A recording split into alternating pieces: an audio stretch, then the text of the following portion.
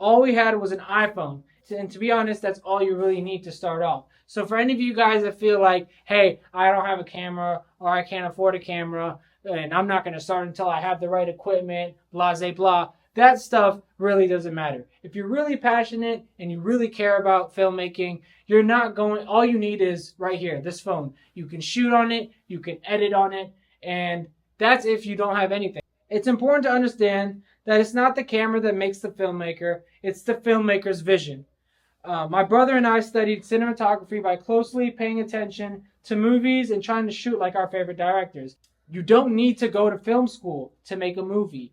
You just need a camera, a team that believes in your vision, a script, and patience. After almost 5 years of nonstop content creation, my brother and I took advantage of an opportunity to make a documentary for the Hayfield basketball program. Hayfield is a school in Northern Virginia in Fairfax County. I happen to just be subbing at the school. So as filmmakers, you're supposed to be seeking the opportunity to create something, to find a story. So I knew that sports is something that is a niche that a lot of people enjoy, whether that be a girl, whether that be a boy. There is a niche for it and people like sports. So I knew that there was already an audience for it.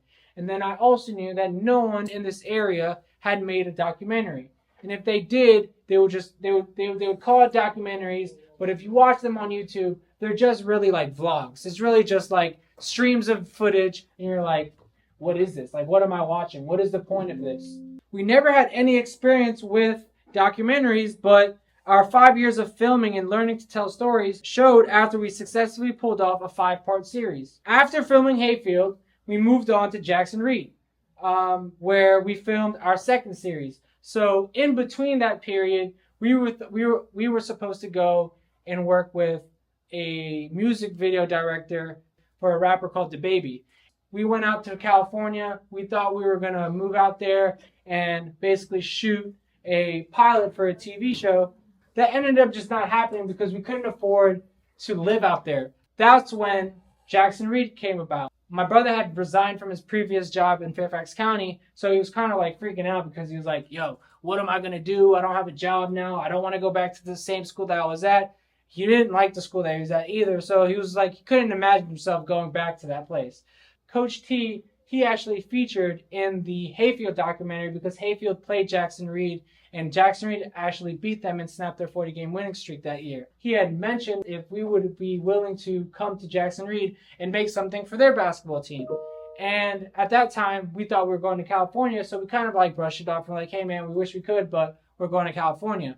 As soon as we were in California and we were like, yeah, we're not going to be able to move out here, I knew that that opportunity was still most likely available. So I reached out to Coach T and I said, hey, would you guys still be interested in us being able to shoot a documentary about your basketball team and the upcoming season? And he was like, yeah, I'm very interested. I said, okay, well, if you can get my brother a job as a biology teacher in your school, then I'll repay the favor by making a documentary for your school. So if you notice, 2 years in a row, we found the opportunity and we just seized it. So at Hayfield, everything that we shot for the first 2 episodes were primarily shot on an iPhone. And we ended up getting some real cameras, some A7 IIIs, Sony A7 IIIs. But then when we got to Jackson Reed, we had gotten better from a storytelling aspect and from an editing aspect. We want to be able to up the quality of our film. So we got Sony FX30s for the basketball season last year.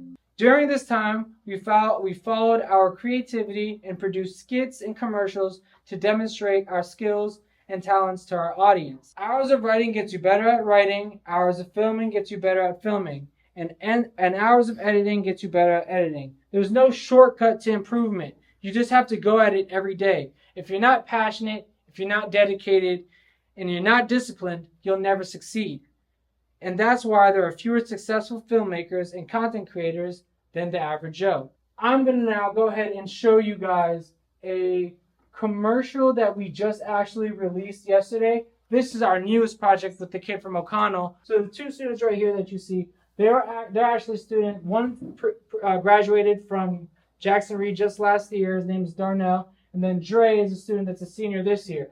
These two kids were at the basketball tryouts last year, sitting at the top bleachers, and they were just making fun of all the kids like trying out. And it was funny. So I was like, yo, these kids have personality. Us as filmmakers, this is our opportunity to just put them in front of the camera and let them shine. So we were like, yo, these two kids, they definitely can be on TV. So what we did is we made like commercials with them.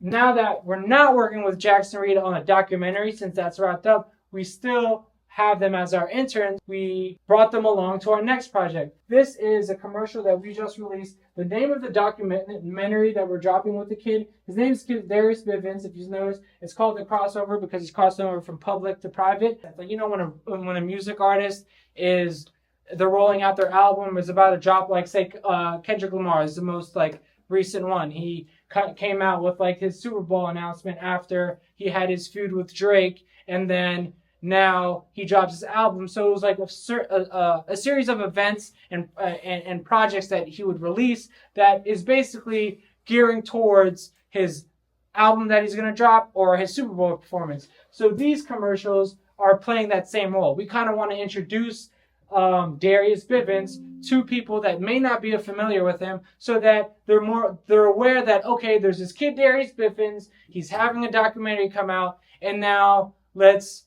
introduce him to people. So you want to go ahead and click play? But the reality is, I'm at the pass. Once again, it's the man with the playbook. Once again, it's the man with the playbook. One thing I would say is, like, as aspiring filmmakers, watch a lot of movies, watch a lot of TV shows, find things that you like, and then imitate it, mimic it. Try to replicate what you see that you like, and I know you'll be like, why are you telling me to copy something? No, eventually you have to start somewhere. You have to. It's like when it comes to like playing basketball, you're gonna go watch John Moran. You're gonna go watch someone play basketball, and you're like, ooh, I like that move. I'm gonna go practice that move. It's the same thing with filmmaking. Like, find a director that you like their movie, like Black Panthers, Ryan Coogler. Like, if you like his style of movies, you're just gonna go and watch his movies, and you'll go from just watching movies to like taking notes and paying attention to what they do as filmmakers, so that one day you'll be able to like produce the same type of quality of work. And now it doesn't happen overnight, and it takes some time, but you have to start somewhere. And as you're like copying and you're mimicking other people's work, sooner or later you develop your own style. And yeah, go ahead, man. Have you ever thought about doing like documentaries for a sport other than basketball?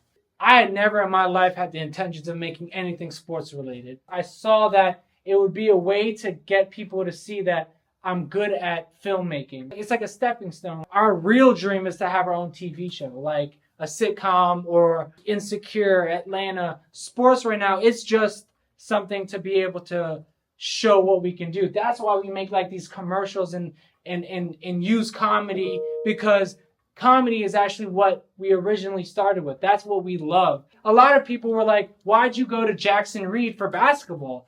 And because at Hayfield, they had won states the year before. And so we're like, the name of the series is called Run It Back. So it's like, run it back, can we win states again?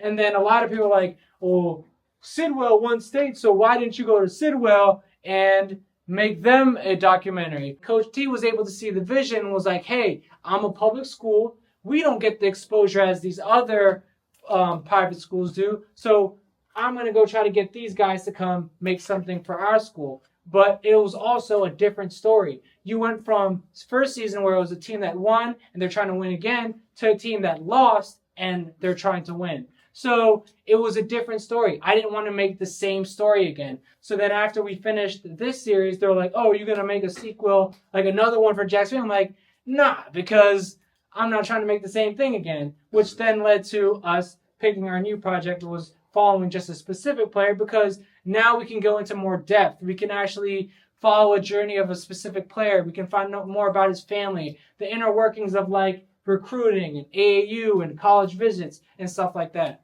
The goal is to become like a real, like a filmmaker in the aspect of like being able to make like my own TV show. Here's another harsh reality when it comes to the entertainment business. You meet people, they'll tell you they want to work with you, but then eventually they may just try to find an excuse to get out of the promise that they made. You should never ever depend on someone with your future like wholeheartedly. Create a small team of people that believe in your vision, and then you guys can work together to help make those dreams come true.